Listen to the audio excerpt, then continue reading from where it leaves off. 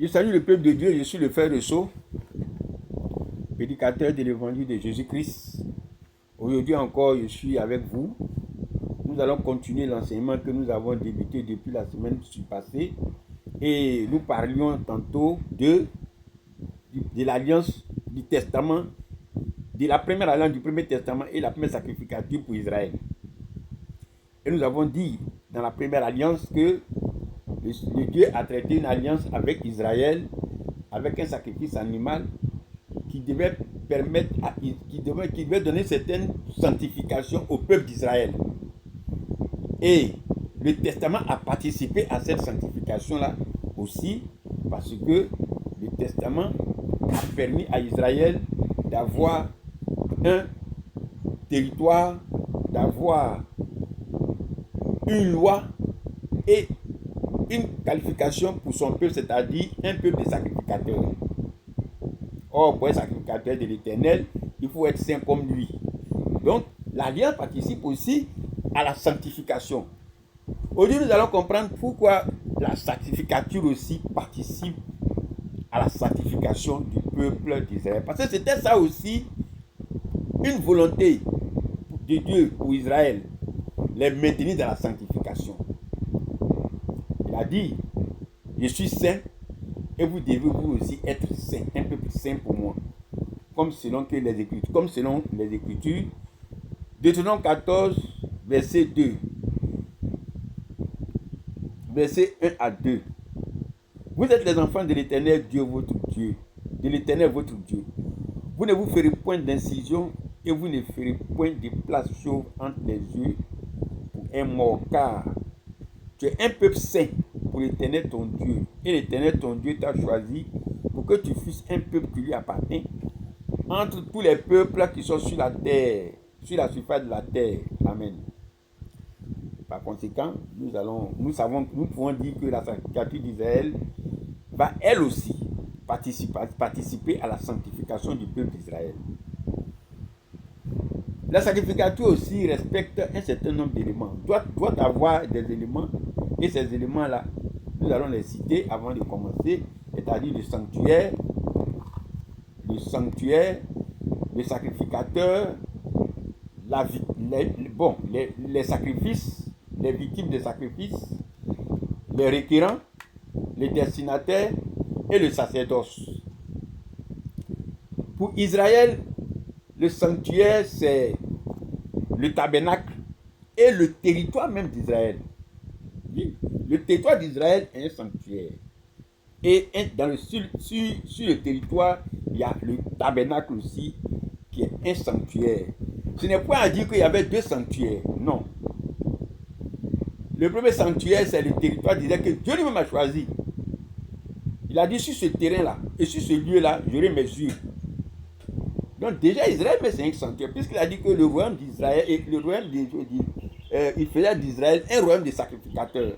Donc tous les Israéliens sont des sacrificateurs sur le territoire d'Israël. Et c'est sur le territoire d'Israël qu'il a choisi de mettre le temple. Nous parlons ici de Canaan. Mais pendant qu'ils étaient dans le désert, c'est le lieu où ils étaient qui était le lieu saint. Parce qu'il a dit, là où je vais mettre le tabernacle, tout le lieu là sera un lieu saint. Donc, à chaque fois qu'ils se déplaçaient, le lieu saint se déplaçait avec eux. Maintenant qu'ils sont arrivés dans un endroit, c'est-à-dire à Canaan, ils leur donnent le territoire. Ce territoire aussi est automatiquement un type de sanctuaire. Et c'est dans ce sanctuaire-là qu'ils choisissent un lieu pour implanter le tabernacle, c'est-à-dire le temple de Jérusalem. Voilà un peu ce qui me fait dire que le territoire même était déjà un sanctuaire. Et sur ce sanctuaire, il place maintenant le tabernacle, qui est le véritable sanctuaire, qui n'est pas seulement le véritable sanctuaire, mais c'est le lieu d'adoration. Selon que nous pouvons dire que en allant là-bas pour parler avec l'Éternel, c'est une autre forme d'adoration. Sinon, en vérité, Israël, la sacrificature d'Israël n'est pas une adoration à la manière des nations. La sacrificature d'Israël, la sacrificature d'Israël consistait simplement en trois choses. Dieu voulait habiter au milieu de son peuple, c'est-à-dire faire résider son nom au milieu de son peuple. De deux, qu'il y ait un lieu de rencontre avec son peuple. Et de trois, comme il est saint, ce lieu permettait aussi à la sanctification des Israélites, c'est tout. Parce que il faut qu'on fasse bien attention à ce détail-là. Le Seigneur n'a jamais demandé à Israël de l'adorer à la manière des nations. Non. Afin que nous sachions faire la différence entre la religion et la sacrificature d'Israël. C'est par la suite, quand Israël a voulu être comme les autres nations, Israël a transformé les choses en adoration. Amen. Donc nous pouvons dire, nous allons continuer pour dire que le sacrificateur en Israël, il a dit lui-même, tous les Israélites, il allait en faire un royaume des sacrificateurs. Donc tous les Israélites sont des sacrificateurs dans le fond. Mais il a choisi une tribu, c'est-à-dire la tribu des Lévites, c'est-à-dire les Lévites, et une famille, les fils d'Aaron, pour être les souverains sacrificateurs. Donc les Lévites sont les sacrificateurs qu'il a choisis pour le service dans le tabernacle au nom de tous les Israélites. Et il a tiré encore des Lévites, une famille, la famille d'Aaron, au nom de tous les Lévites. Donc voici ici détaillé les sacrificateurs. Maintenant la victime du sacrifice. Lui-même il a donné les aliments qui devaient, et les animaux qui devaient être sacrifiés. C'est-à-dire le bétail sans défaut et la volaille. La volaille aussi il a précisé. Le Seigneur a précisé pour Israël la volaille. Nous allons voir ça exactement plus tard avec dans d'autres chapitres. Le requérant, ce sont les Israélites et les étrangers. Parce que le Seigneur permettait que des étrangers aussi viennent parler, demander quoi que ce soit. Le destinataire pour les Israélites, c'était seulement l'Éternel Dieu et rien d'autre. Les nations, on peut voir que dans les nations, on peut faire des accueils pour les ancêtres, pour des divinités. Pour Israël, c'était seulement l'Éternel Dieu. Et le sacerdoce. Le sacerdoce lévitique. C'est un appel à se consacrer au service de l'Éternel Dieu dans le tabernacle. En ce qui concerne tout ce qui est lié au culte, il y a le service, il y a l'ouvrier et il y a le salaire. Le service, c'est l'organisation des différentes tâches qui composent les rites et les rituels du culte. L'ouvrier, c'est celui qui reçoit l'appel à se consacrer, à accomplir avec dévouement et attachement les différentes tâches des rites et des rituels dans le sanctuaire. Le salaire, c'est le revenu, c'est-à-dire ce qui revient à l'ouvrier par rapport au service qu'il a accompli. Concernant le sacerdoce lévitique, le salaire sera relatif aux choses sacrifiées ou aux fêtes à Dieu, car il le dit lui-même, l'ouvrier mérite son salaire. Donc ce sont des choses qui sont relatives aux choses sacrifiées ou aux fêtes à Dieu. Nous pouvons dire en conclusion, la loi sacrificative d'Israël organise le service dans le tabernacle et, à travers les cérémonies sacrificielles, elle tend à justifier l'Israélite. La sacrificature d'Israël présente des ordonnances relatives au culte et le sanctuaire terrestre. Un tabernacle fut en effet construit.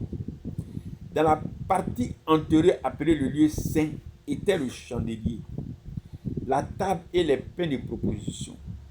Derrière le second voile se trouvait la partie du tabernacle appelée le Saint des Saints, renfermant l'autel d'or pour les parfums, l'arche, les ustensiles et autres. Il y avait dans l'arche un vase d'or contenant la manne, la verge d'Aaron qui avait fleuri et les tables de l'alliance. Au-dessus de l'arche étaient les chérubins de la gloire. couvrant de leur ombre le propitiatoire, ce n'est pas le moment, oui, pour nous de parler en détail de toutes ces choses-là.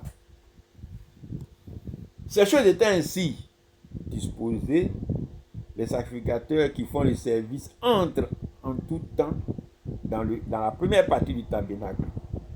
Mais dans la seconde partie, c'est le souverain sacrificateur seul qui entre une fois par an, non sans y porter du sang qu'il offre pour lui-même et pour ses péchés, et qu'il offre pour lui-même, mais aussi avec du sang qu'il offre pour les péchés du peuple.